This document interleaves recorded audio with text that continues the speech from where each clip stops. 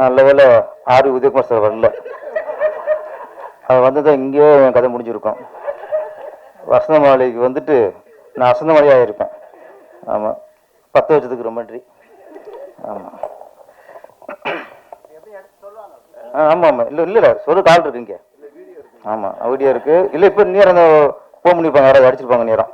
ஆமாம் நாளைக்கு கச்சேரி ஆரம்பம். ஆமாம்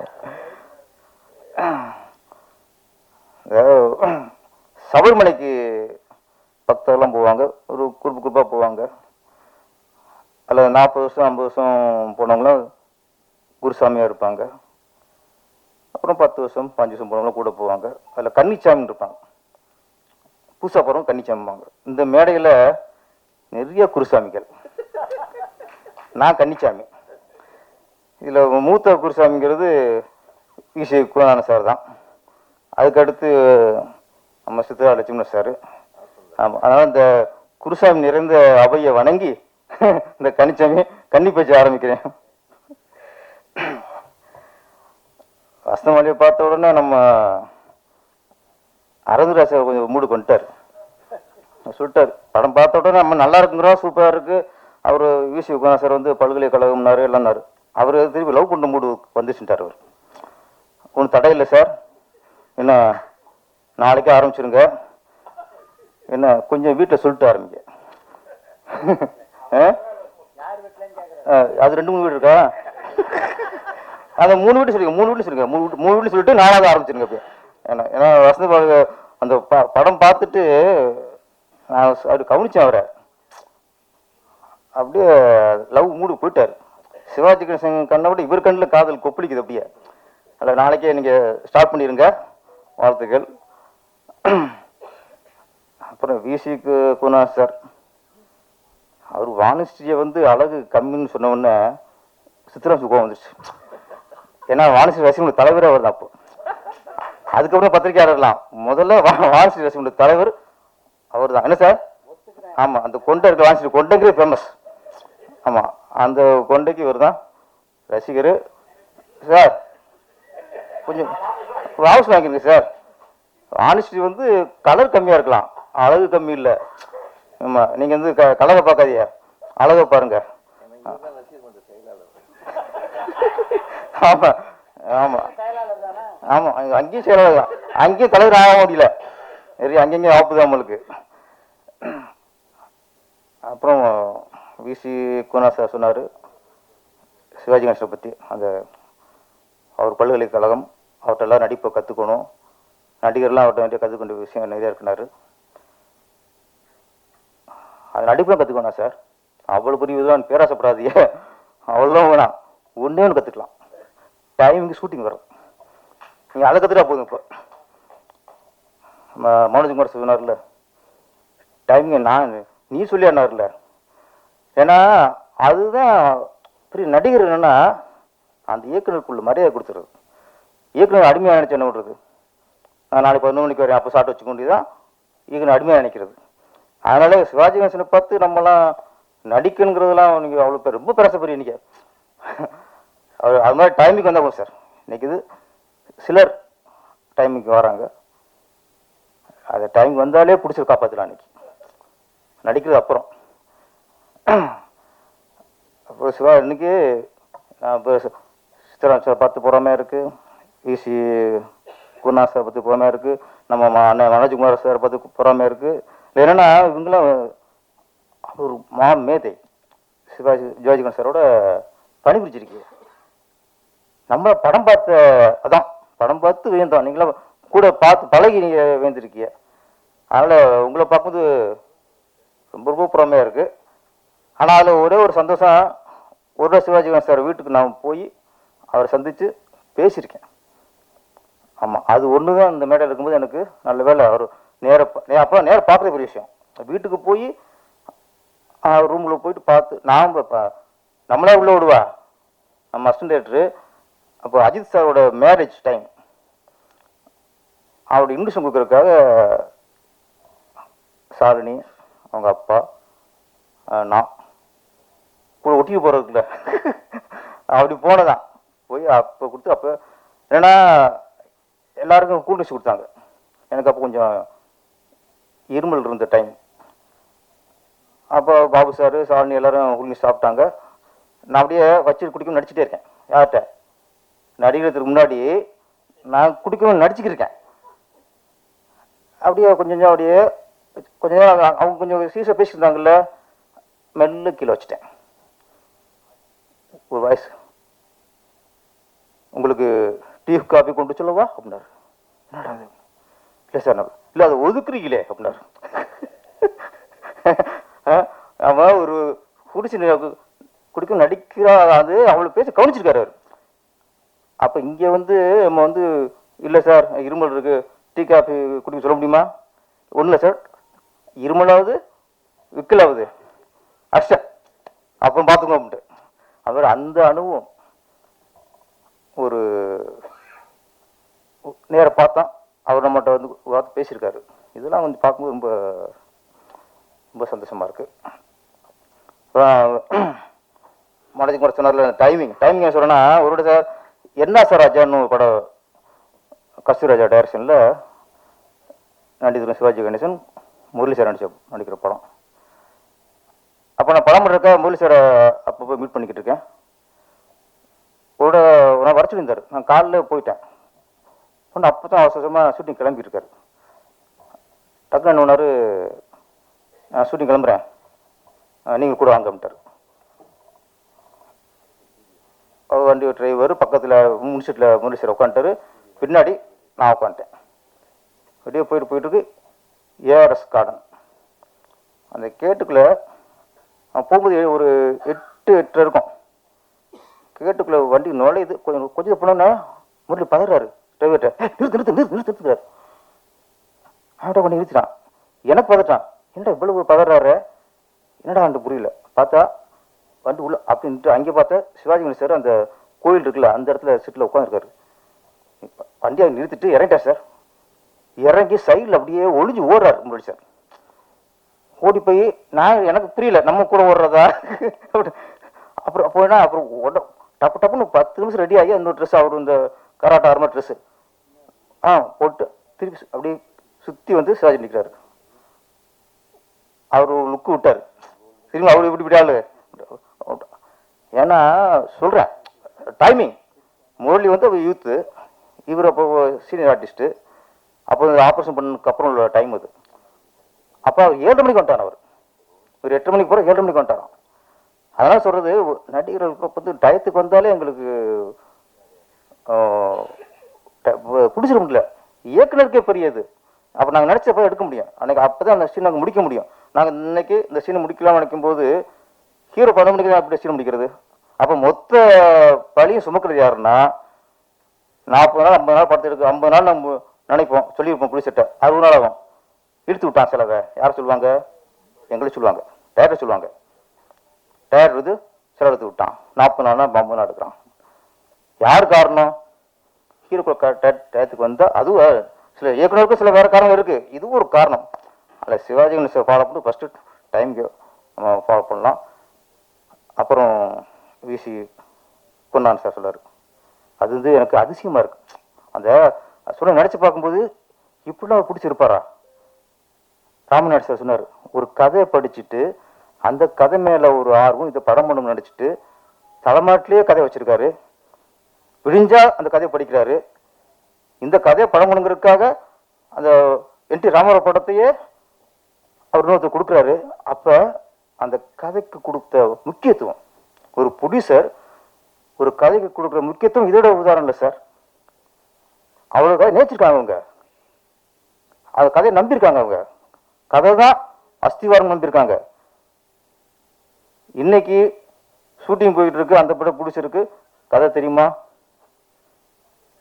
இன்னைக்கு ஹீரோக்களோட கால்ஷீட் வச்சு தான் அலையணும், தவிர யார் கதை வச்சுட்டு அலைகிறா? அதனால விசி குணான் சார், நீங்கள் பல ஃபங்க்ஷனில் வரணும். இந்த மாதிரிலாம் சினிமா இருந்துச்சுடா, இப்பெல்லாம் நடிகர் இருந்தாங்க, இப்பெல்லாம் பிடிச்சிட்டு இருந்தாங்க, இப்பெல்லாம் நடிகர்கள் இருந்தாங்க, இப்பெல்லாம் இயக்குனர் இருந்தாங்க அப்படிங்க சொல்லும்போது தான் இப்போ ஜென்ரேஷனுக்கு எப்படி இந்த சினிமா இப்படி சீரழிஞ்சு இருக்குன்னு உணர முடியும். மாதிரி அது பல்கலைக்கழகம்னாரு.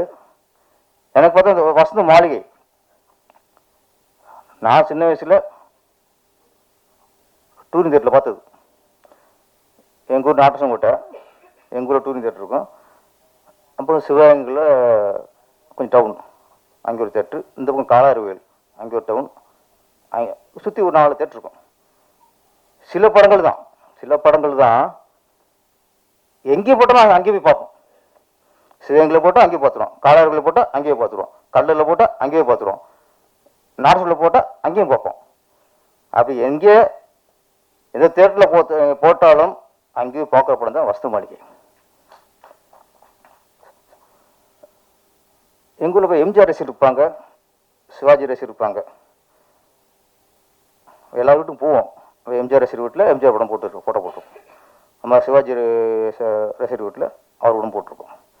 இல்லை எம்ஜிஆர் ரசிகர்களுக்கும் சிவாஜி ரசிகர்களுக்கும் என்ன வித்தியாசம்னா, பழகினதில்லை சார். எம்ஜிஆர் ரசிகர்கள் பயங்கர வெறியாக இருப்பாங்க. எம்ஜிஆர் படம்னா 4 தடவை பார்ப்பாங்க. சிவாஜி ரசிகர்கிட்ட ஒரு சிறப்பு, அது சிவாஜி அவருக்கு உள்ள சிறப்பு எப்படின்னா, சிவாஜி ரசிகர்கள் ரொம்ப தீவிரமாக இருப்பாங்க. எம்ஜிஆர் சிவாஜி ரசிகர்கள் சிவாஜி படத்தை படம் பார்ப்பாங்க. இந்த எம்ஜிஆர் ரசிகர்கள் சிவாஜி பார்த்துவாங்க சார். சிவாஜி படம் எல்லா படம் பார்த்துவாங்க. அவங்களும் ரசிகர், எம்ஜிஆர் ரசிகராக இருப்பாங்க. ஆனால் வசந்த மாளிகை பார்ப்பாங்க, தெய்வம் பார்ப்பாங்க, சவால சமல்னு பார்ப்பாங்க, எல்லா படத்தையும் பார்த்துருவாங்க. ஆனால் சிவாஜி ரசிகர் இருக்காங்கல்ல, மோசமான ஆளுங்க சார். நீ எங்கே விட்டு பிள்ளை போடு, அன்பிவா போடு, எங்கள் ஆள் படத்தை பார்ப்போம் அப்படிப்பாங்க. நான் சொல்றது கூப்பிடுவேன். எம்ஜிஆர் படம் பார்க்க மாட்டாங்க. அது எம்ஜிஆர் படம் பார்த்தா அவங்க என்னமோ சிவாஜி படம் துருவ மாதிரி அவங்க. அது படம் தானே, ஒரு கதை பார்ப்போம். அவ்வளவு வைராக்கியம் உள்ளவங்க சிவாஜி ரசிகர்கள். எம்ஜிஆர் ரசிகர்கள் பெருந்தன்மையானவங்க அவர் மாதிரி.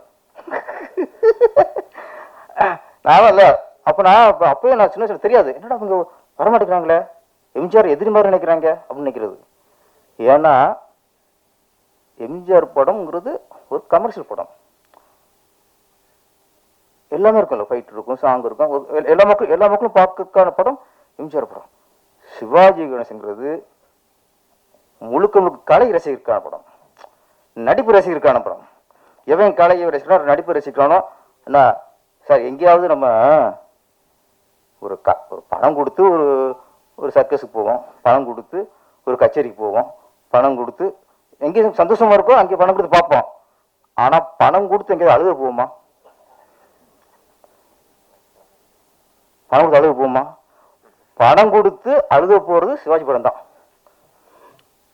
ஓடு அழுதாச்சு, வசங்களை பார்த்துட்டு கடைசி அந்த ரத்தம் கக்குறாரு பார்த்து அழுதாச்சு. திரும்ப பணம் கொடுத்தா பார்ப்போமா? போய் பணம் கொடுத்து 10 பஞ்சோடு அழுகிறது சிவாஜி கணேசன் படம் தான். அதுல இது வசந்த மாளிகை அது பெருமையை ரொம்ப எடுத்துக்கிச்சது. டூரிங் தேட்டர்ல நிரப்பத்தில டூரிங் தேட்டர் அந்த காம்பவுண்ட் ஷோ மாதிரி அந்த கீத்தை வச்சு சுத்தி கட்டிருப்பாங்க. நாங்கள் அந்த ஈவினிங் ஷோ போய் டிக்கெட் கிடைக்காது. சரி, அடுத்த ஷோ பார்க்குறவங்க படம் ஓடும்போது அந்த சைடில் ஸ்க்ரீன் அந்த உட்காந்துருது, இந்த சாங் கேட்குறது, டைலாக் கேட்குறது. இந்த டைலாக் கேட்கும்போது மனசுக்குள்ள ஒரு பூரிப்புங்க சார். அடுத்து போய் திரையில பார்க்க போகிறோம், அடுத்து இந்த சாங்கை போய் நம்ம அடுத்து உள்ள போய் பார்க்க போகிறோம் அப்படின்னு கேட்கும்போதே ஒரு கனவு உலகத்தை போகும் பாருங்க. அதுதான் சார் சினிமாவோட ஈர்ப்பு. அந்த சுகம் கிடைக்காது. என்ன எதிர்பார்ப்பு நம்மளுக்கு? பூரிப்பு. அப்போ வசனத்தையும் டைலாக்கும் வெளியே இருந்து ஒட்டு கேட்டு அடுத்து டிக்கெட் எடுத்து உள்ள போறது, உள்ள பொண்ணு அப்பதான் அந்த நன்றி நல்வரம் போடுவாங்க. ஃபர்ஸ்ட் ஸ்லேடு, அந்த நல்வரம் ஸ்லேடு போட்டதுக்கு கிளாஸ் அடிப்போம். சென்சார்ஷிப்காரங்க கிளாஸ் அடிச்சுப்போமா? இப்பெல்லாம் ஹீரோ இன்ட்ரோடக்ஷன் அதை காலை காட்டினா கையை காட்டினா பில்டப் தான் நம்ம கிளாஸ் அடிப்போம். அப்பெல்லாம் சென்சார் அந்த சர்டிஃபிகேட்டுக்கு கிளாஸ் அடிப்போம். எப்போ எந்த படத்துக்கு? வசந்தமான படத்துக்கு. ஏன்னா அந்த படத்தினோட ஈர்ப்புக்கு சென்சார் சர்டிஃபிகேட் கிளாஸ். அப்படி பார்த்த படம். இதுல இந்த வசந்த மாளிகை, இந்த மாளிகைக்கு நிறைய பில்லர். நிறைய சொன்ன மாதிரி கண்ணாசனோட பாடல்கள் அது ஒரு பில்லர், கேவி மகாதனோட இசை அது ஒரு பில்லர். கேமராமேன் சார், அங்கே படம் பார்க்கும்போதுலாம் பெயிண்டிங் பாருங்க சார், பெயிண்டிங் மாதிரி இருக்கும். ஷார்ட்ஸ் இப்போ பார்த்தோம், ஒவ்வொரு க்ளோஸ்அப்பும் அப்படி பெயிண்டிங் மாதிரி இருக்கு. வானிஸ்ட் க்ளோஸ்அப் வச்சா அதெல்லாம் டக்கு முடிஞ்ச மாதிரி இருக்குதுல்ல. இப்பெல்லாம் எங்கே ரசிக்க வர்றாங்க? ஒரு ஹீரோயின் ஒரு படையில் பாடுதுன்னா அந்த ஹீரோயின் யாரும் கண்டுபிடிக்கிறதுக்கு அடுத்த சரணத்தை பார்க்க முடியாது.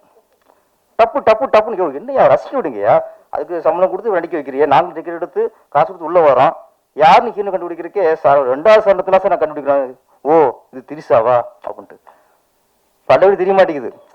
அவ்வளோ ஃபாஸ்ட் கட்டிங் இங்கே இப்போ வச்சிருக்காமங்க, நல்லா ரசிங்கடா சார். வாசி அழகா அழகு கம்மி இருந்தால் கூட உங்களுக்கு ரசிக்க விட்டுங்க.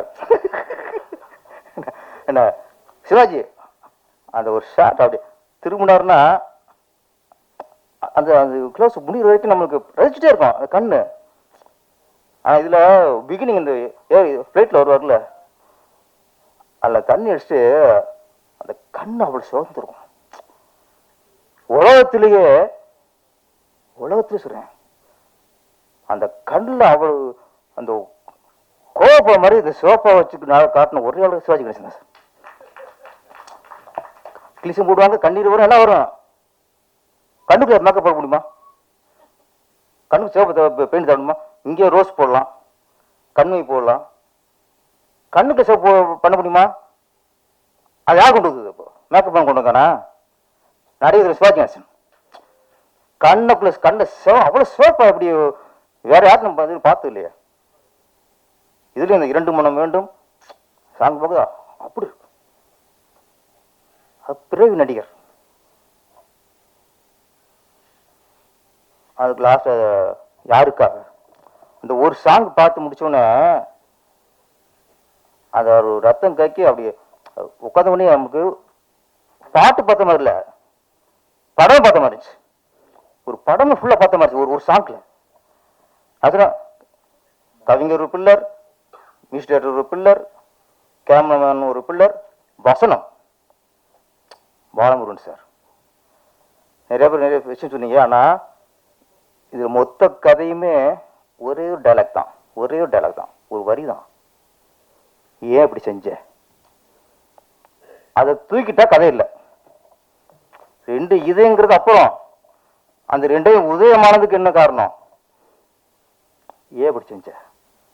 அப்போ அந்த லவ்வர் அவருடைய கௌரவ பிரச்சனை போச்சு. என்ன யாரும் சந்தேகப்படலாம், உங்க அம்மா சந்தேகப்படலாம், யாரும் சந்தேகப்படலாம், உலகம் சந்தேகப்படலாம். ஆனா நான் விரும்புற ஒருத்தன் அதனால திருட்டுப்பட்டம் வந்திருக்கும். அதுல கதாநாயகி மேல திருட்டுப்பட்டம் சுட்டிடுவாங்க. இவதான் எடுத்தான்னு ஒரு ஒரு ஜோடிச்சிருவாங்க. அப்படியே அப்ப எல்லாம் நம்பிடுவாங்க. சிவாஜி கணேசன் வந்து என்ன பண்ணிருக்கணும்? அவருக்கு தெரிஞ்சிருக்குல்ல, அவர் பண்ணிருக்க மாட்டான்னு வாதாடி இருந்தா கதை இல்லை. அவரும் ஏன் இப்படி செஞ்சார்? அதனால கடைசி ரத்த கற்கள் காய்ப்பிச்சு சார். அந்த வார்த்தை ஏன்னா உசுசு பொண்ணை லவ் பண்ணிருக்க, அவளும் நீ குடிகாரன், ஒரு கிண்ணத்தை எந்திரன்னு பாடுறீங்க, கூத்து அடிக்கிறீங்க, உன்னையும் பாடி அவன் நம்பி அவன் மனசை பறி கொடுத்துட்டா. அவள்கிட்ட போய் நீ ஏன் செஞ்சேன்னா ரத்தம் கைக்கு 2 ஸ்பூன் ஆகி போச்சு. அதான் கதை. அப்போ நிறைய படம் பார்த்துருக்கோம், நிறைய ட்விஸ்ட், நிறைய பிளே இருக்கும். இப்போ கேசு கோபாலகிருஷ்ணன் படம்னா சீனுக்கு சீன் ட்விஸ்ட் இருக்கும். இது எதுவுமே இல்லை. அந்த ஒரு வார்த்தை கதை நகர்த்துது. அவங்களுக்குள்ள ஈகோ, ஒரு தவிப்பு, அவன் அந்த பொண்ணு கதாநாயகோட இந்த வைராக்கியம் இப்படி கேட்டானே. இதுக்கப்புறம் எவனோ முகம் தெரியாத, யாருன்னே தெரியாது, அவன் கேட்டது தெரியாது, எவனோ ஒருத்தனை கல்யாணம் பண்ண போகுது சார் கிளைமாக்ஸ்ல. ஏன்? தன்னைத்தானே வருத்திக்குது. நம்ம நம்பின ஒருத்தன், நம்ம லவ் பண்ண ஒருத்தன் இப்படி கேட்டானே. இதை விட இதுக்கப்புறம் ஒருத்தன் அவன் கேட்ட தெரிஞ்சா நம்ம நாசமா பரவாயில்ல போகுது. அதான் காதல், அதான் காதல். அங்கே பலியாட போற ரெடி ஆயிடுச்சு. ஆனா இங்க வாடுறதுக்கு ரெடி ஆகல. நீ வசதியா இருந்தானே, எது இருந்தானே, என்ன தானே. பெண்ணுங்கிற சாதாரணம் இல்லை, பெண் மனசுங்கிற சாதாரணம் இல்லை, மிகப்பெரிய சக்தி. இதெல்லாம் தெரிஞ்சுக்கிட்டு தான் அரவிந்த் சார் அடுத்து லவ் பண்ணுறது தெரிஞ்சுங்க. ஈஸி இல்லை. பார்த்தா விடும் வசந்தமாலி பார்த்துட்டு இந்த சாங்கில் கேட்டு இருப்போம் சார். அப்புறம் நமக்கு லவ்லாம் இல்லை, சின்ன பையன் தானே பிடிக்கும். இந்த சாங்கில் கேட்க கேட்க நம்ம யாராவது லவ் பண்ணணும்னு தோணும். லவ் பண்ணிட்டு சக்ஸஸ் ஆகணும்னு நினைக்க மாட்டோம். நம்ம லவ் பண்ணணும், நம்மளை அந்த பொண்ணு தூக்கி போடணும், நம்ம இந்த பாட பாடணும். யாருக்காக இது யாருக்காக இந்த மாளிகை வசந்த மாளிகை. அப்ப இந்த பாட்டை பாடுறதுக்காக லவ் பண்ணி தோக்கணும் தோணும் சார். அதான் சார் வசந்த மாளிகை. இப்பெல்லாம் சால்வு சந்தோஷம் போடுறாங்க, வரவங்கள சால்வு கூட சந்தோஷப்படுத்துறாங்க. அப்பெல்லாம் சால்வு சோகத்தின் அடையாளம். அப்படி தோலை போட்டு அப்படி பார்த்தாலே சோகம், வந்துட்டான் வாக்குல, தோத்து முடிஞ்சு போச்சு கதை. அப்ப சால்வு போட்டாலே தேவதாஸ் முடிஞ்சு. இப்ப நல்லா மாத்திட்டாங்க சார். இப்பெல்லாம் இதை பார்த்தோம் வச்சுங்களேன், திருப்பி சால்வு பொறுக்க யோசிப்போம்.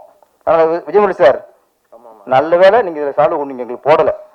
அவர் தெரிஞ்சு போச்சு, இதை போட்டால் நம்ம எல்லாரும் பாட ஆரம்பிச்சுடுவாங்க. மனது மாசம் இருந்து அவருக்கு அங்கே போயிடும், ஊருக்கு ஞாபகம் போயிடும். 2 மனம் வேண்டும் இறைவனிடம் கேட்டேன். அவருக்கு ஏகப்பட்ட மனம் இருக்கு. மனது மாசம் சாதாரண இல்லை அவரு. ஆனா உங்களுக்கு பெரிய பாக்கியம் சார், சிவாஜி கணேசனை வச்சு நீங்க படம் எடுத்துட்டீங்க. நீங்க டைரக்டர் ஆனதுக்குள்ள மிகப்பெரிய ஒரு புண்ணியம். அது சம்பாதிச்சுங்க அடுத்த விஷயம், ஆத்ம திருப்தி ஒன்று இருக்குங்கள. அதனால இந்த வசந்த மாளிகை இன்றும் இன்னைக்கு இளைஞர்களை பார்த்தாலும் சரி, என்னைக்கும் எவருக்கும் படம் பாங்கல சிவாஜி சார் படத்துல இந்த வசந்த மாளிகைங்கிறது மிகப்பெரிய எவருக்கும். இதுல நான் சொன்னல எல்லா பில்லர்ன்ட்டு அத்தனை தூண் இருந்தாங்க. டைரக்டர் தூணு, கேமராமேன் தூணு, கவிஞர் தூணு, பாடல்கள் எல்லாமே தூணு. இது எல்லாத்துக்குமே இந்த வசந்த மாளிகை எல்லாம் தூணா இருந்தாலும் இந்த வசந்த மாளிகைக்கு அந்த பில்டிங்க்கு அஸ்திவாரம் நடிகர் சிவாஜி கணேசனோட நடிப்பு. அதுதான் அஸ்திவாரம். அது தாங்கின பிள்ளர்கள் டெக்னீஷியனாக இருக்கலாம், நடிகராக இருக்கலாம். ஆனா அந்த சிவாஜி நடிப்பு தான் இன்னைக்கும் நம்ம ஈர்த்து உட்கார வச்சிருக்கு. நம்ம கோவை தம்பித்துறை அவர்கள் சொன்னாரு, சின்ன வயசுல சினிமாவை பத்தி பேசுனதே பாவம்பாங்க. ஆனா இன்னைக்கு 80 வயசு வரைக்கும் சினிமாவில் வாழ்ந்துட்டு இருக்காரு. நீங்க அன்னைக்கு பேசுறது பாவம், ஆனா நீங்க வசனம் வாங்கி பண்ணீங்களா, அது புண்ணியம் சார். என்ன அன்னைக்கு அது புண்ணியம் உங்களுக்கு. நல்ல ஒரு அதுவும் ராசியான கல்வி வாங்கியிருக்கீங்க. கண்டிப்பா இது லாபம் பெறும். இந்த படம் மீண்டும் ஏற்கனவே விட்டுவிட்டே இருக்கு, மீண்டும் மீண்டும் எப்படி நம்ம கல்யாணம் பண்ணிருக்கலாம், பிள்ளைகளும் பத்துக்கலாம். ஆனா அந்த ஃபர்ஸ்ட்ல வரும்போது டக்குனு ஒரு பொறி வரும் பாருங்க, அதை நினைச்சிட்டே இருப்போம். லவ்னால நம்ம லவ் சாங் கேட்டா உடனே நம்மளுக்கு ஞாபகம் பொண்டாட்டி ஞாபகம் வராது. எவனுக்கும் ஸ்கூல் படிக்கும் ஒரு சைட் டீச்சர் இருக்கும்ல, அதான் ஞாபகம் வரும். அது மாதிரி ஆமா, இதுவும் கட்டு சார், இதுவும் கட்டு. பிகினிங் சொன்னல உதயகுமாருக்கு, அதுவும் கட்டு, இதுவும் கட்டு. ஆமா, அதனால அந்த லவ் அப்படிங்கும்போது லவ் சாங் கேட்டாலும் லவ் கதையை கேட்டாலும் டக்குனு பழைய ஃபர்ஸ்ட்ல ஒரு ஞாபகம் வர மாதிரி காதல் அப்படின்னு ஒரு ஸ்கிரிப்ட்னாலே வசந்த மாளிகை ஞாபகத்துக்கு வரும். அதான் எவருக்கு என்னைக்கு நினைச்சாலும் எப்படி பழைய காதல் நினைக்க திருப்தி அதே மாட்டிக்கணும்.